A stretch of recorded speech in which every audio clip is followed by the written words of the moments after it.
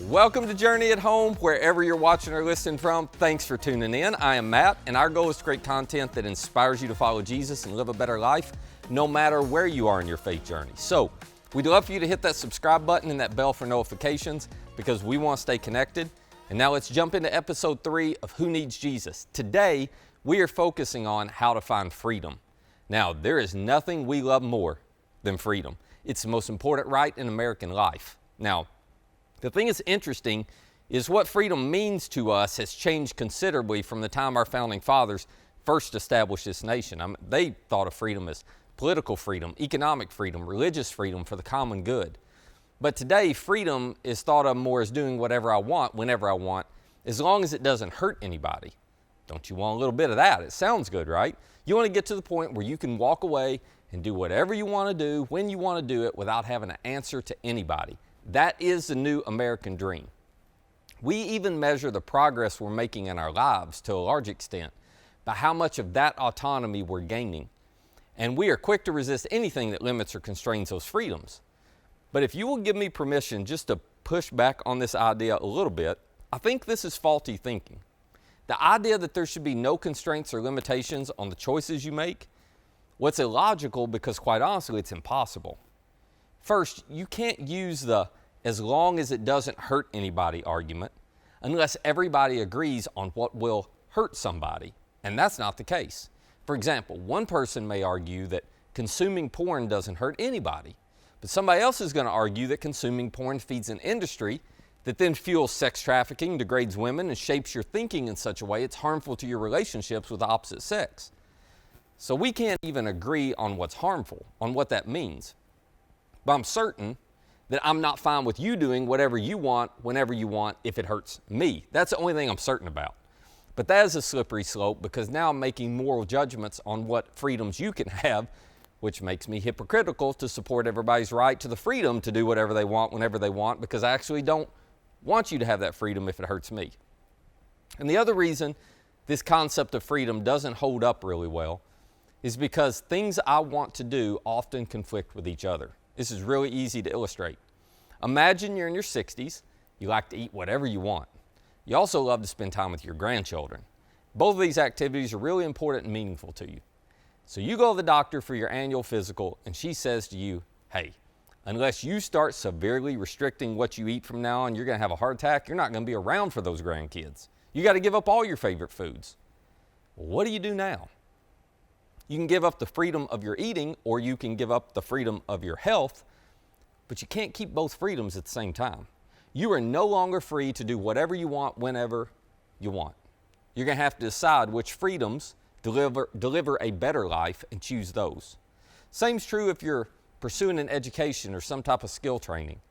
You know this, you have to sacrifice a lot of time and money to one day have the freedom that comes with the better job opportunity or the bigger income.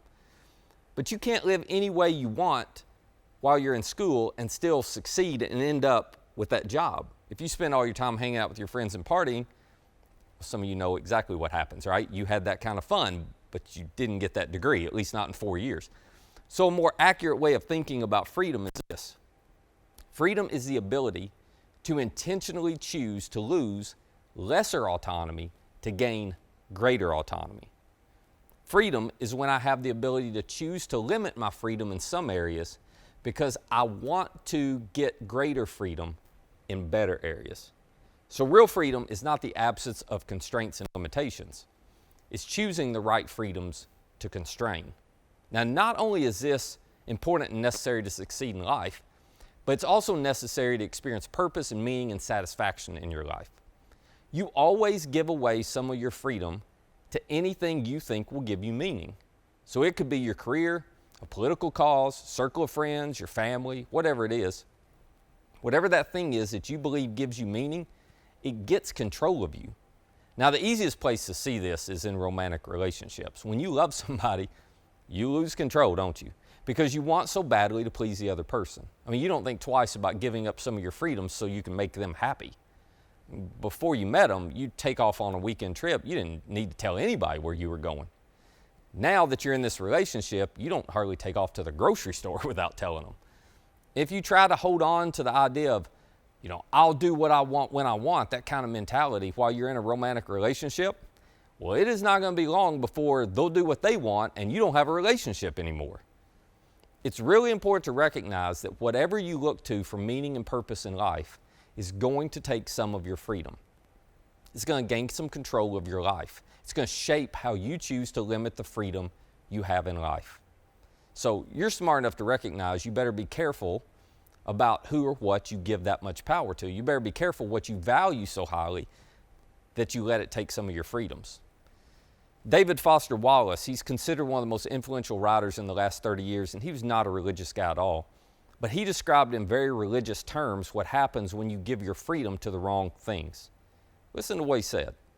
He said, in the day-to-day trenches of adult life, there is no such thing as not worshiping. Now, this isn't a guy who's a Christian, but he writes, everybody worships. In other words, everybody gives ultimate value and control to something. He goes on to say, the only choice we get is what we worship. So you get to choose who or what you let impact your freedom.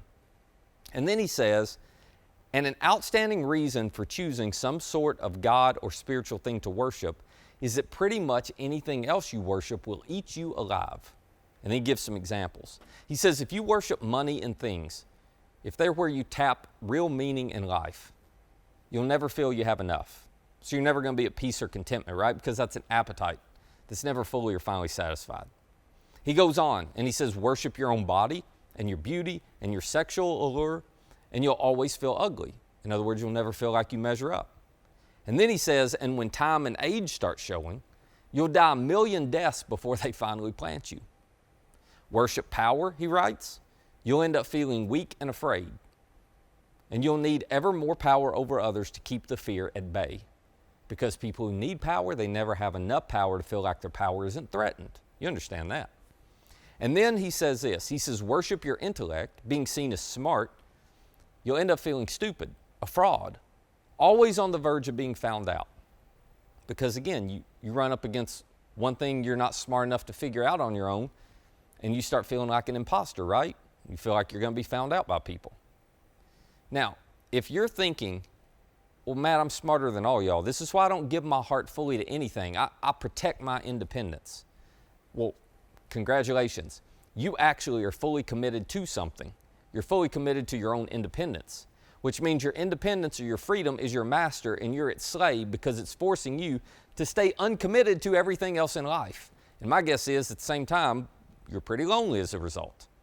You see, all of us give highest value to something, and whatever we give highest value to shapes us and defines us and chooses for us what freedoms we have to limit in order to chase the freedom.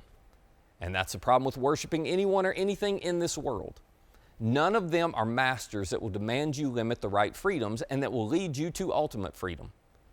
No, they'll always be just out of reach, and they'll punish you with guilt and shame and regret and remorse whenever you fail to measure up. So what do? Well, if there's no God, you got to turn to some created thing to find purpose, meaning, and satisfaction, which is going to end up filling you with fear that you're not going to stay smart enough or look good enough or keep power long enough or hold on to your family tightly enough or earn enough money. But there is another alternative to consider. What if the message of Jesus is true? What if he created us and designed us for ultimate freedom? And what if when we choose to live out of line with his design for us, he then loved us enough to die and rise again to pay the penalty for our sins so we could get back in line with him? If that's true, then when we fail him and we get out of line, he does not punish us. He forgives us.